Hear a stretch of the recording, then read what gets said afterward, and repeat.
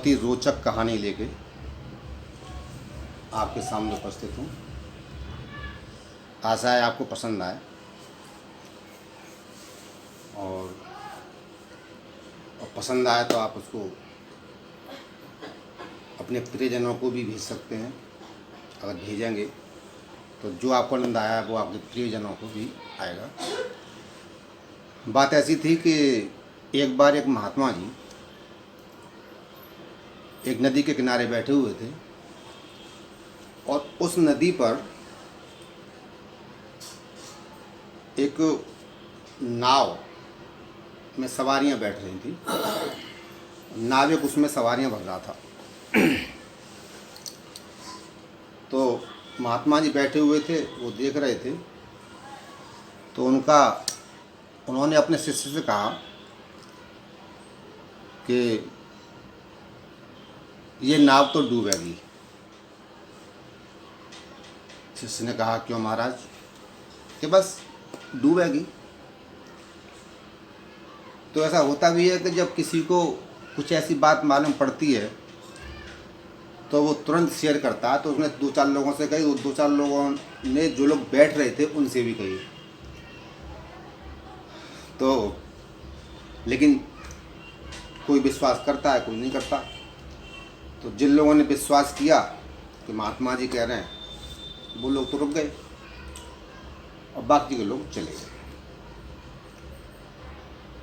अब जब वो नाव उस पार जा रही थी तो बीच में वो नाव पलट गई और पलट गई तो चीख पुकार हो गई।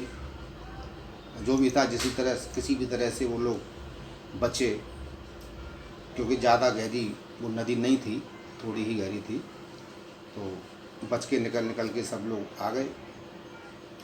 कुछ लोगों को उस साइड जाना था, वो लोग उधर पहुँच गए। कुछ लोग इधर को लौट आए डर की वजह से। तो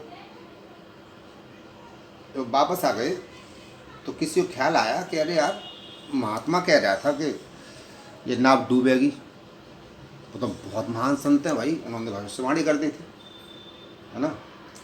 तो जब भविष्यवाणी की बात जब दिमाग में आई लोगों की, तो सब महात्मा के चरणों में जाके गिरे कि महात्मा आप तो अंतर्यामी हैं गुरु जी। लेकिन हमें एक बात समझ में नहीं आई कि आपने ये बताया कैसे कि वो ये नाव पलटेगी।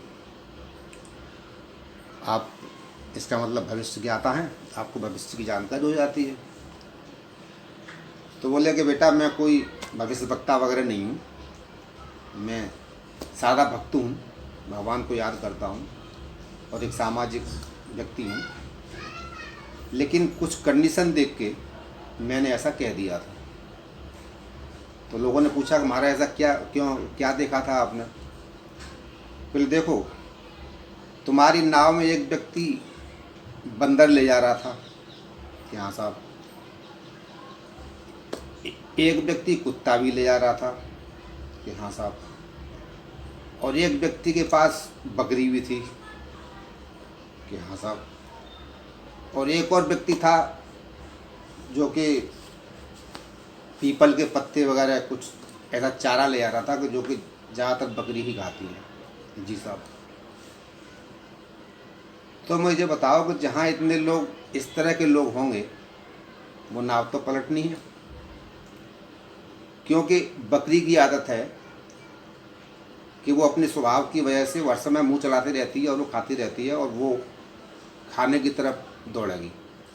तो उसने पत्ते देखे, किसी के पास जो थे पत्ते देखे, वो उधर को दौड़ी और उधर को जब दौड़ी तो उसको दौड़ के उसके पीछे कुत्ता भागा भौंकता हुआ। जब कुत्ता भागा तो बंदर से भी नहीं रहा गया, तो बंदर भी, जिसका बंदर था उसकी चैन छुड़ा के और वो भी उसके पीछे भागा।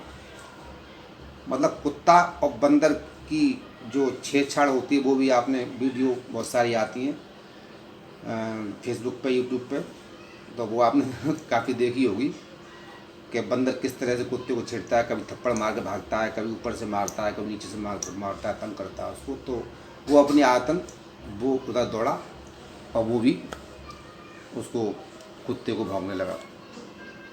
तो जब ये तीनों आपस में इधर उधर दौड़े तो जो लोग उस नाव में सवार थे वो भी घबरा के बंदर से और कुत्ते से कभी इधर हों कभी इधर हों कभी इधर हों किधर हों। स्थिति ये आ गई कि वो नाव डिसबैलेंस हुई और नाव वो पलट गई होगी। ये महात्मा जी ने ये बताया कि महाराज बिल्कुल ऐसा ही हुआ था। तो दोस्तों ये तो एक कहानी थी, एक दृष्टांत था। मेरा मकसद इस कहानी को यहाँ पर कहने का मकसद केवल एक ही है कि आज हमारे देश में ये तीन लोग कुछ ज़्यादा हो गए हैं। कोई कुत्ते जैसा व्यवहार कर रहा है, कोई बंदर जैसा व्यवहार कर रहा है और कोई बकरी जैसा व्यवहार कर रहा है। और बाकी के बात तो छोड़ दो कि कोई सांप जैसा कर रहा है, कोई कुछ कर रहा है, वो बात छोड़ दीजिए। लेकिन ये तीन लोग व्यवहार कर रहे हैं। बकरी, लालची व्यक्तित्व के लोग जो इस महाकाल में, इस महा बीमारी में अपनी आदत से बाज नहीं आ रहे। बंदर जैसे लोग जो छेड़छाड़ करने से बाज नहीं आ रहे, वो अपने इस तरह से बात रखते, अपनी बात को इस तरह से रखते हैं सामने वाले के सामने कि वो भड़क जाए, यानी भड़काऊ भाषण देना, भड़काऊ बात करना, इस तरह से व्यवहार कर रहे हैं। और कुछ कुत्ते जैसा व्यवहार कर रहे हैं। तो कुत्ता तो आप जानते ही हैं कि उसका व्यवहार क्या होता है, तो ये सब सामने है।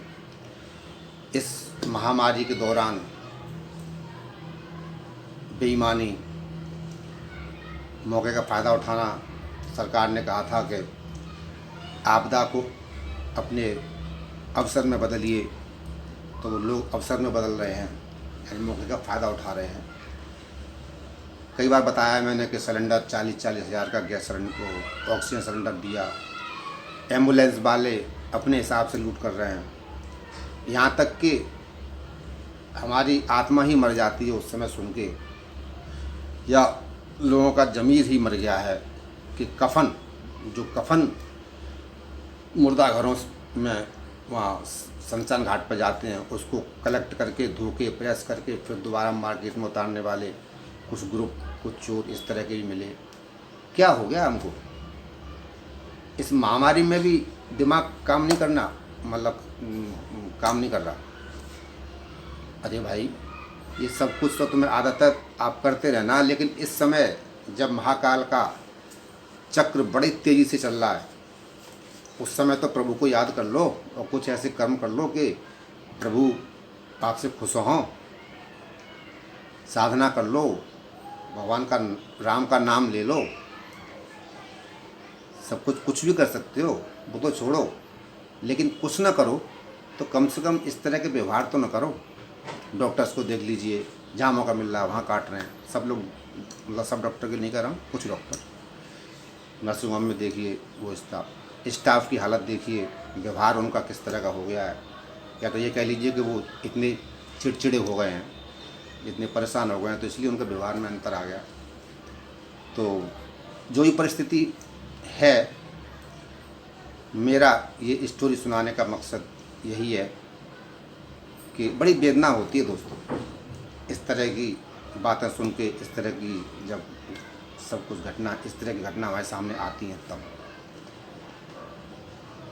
हम लोग क्योंकि इस सब्जेक्ट पे इन चीज़ों को वाच करते हैं और अच्छी तरह से देखते हैं और महसूस करते हैं, तब कष्ट जो होता है वो शब्दों में बयान नहीं होता दोस्तों। आज के लिए इतना ही। और ये बात मेरी अच्छी लगी हो तो आप अपने प्रियजनों को, अपने प्रेमियों को, जिसको सुनाना चाहते हैं उसको भी शेयर कीजिए। और श्री रामचरितमानस में ग्रुप जो है उसमें लोगों को जोड़िए, अधिक से अधिक लोगों को जोड़िए। बहुत अच्छा ग्रुप है। सभी मुझे लगता है कि विद्वान लोग इसमें हैं और काफ़ी अच्छा लिखते हैं, काफ़ी अच्छा बोलते भी हैं, लाइक कमेंट्स भी अच्छे देते हैं। तो मेरा आपसे निवेदन है कि इस महाकाल में कृपया कंट्रोल कंट्रोल कंट्रोल। नमस्कार। बहुत बढ़िया। Subscribe now and press the bell icon. Never miss an update.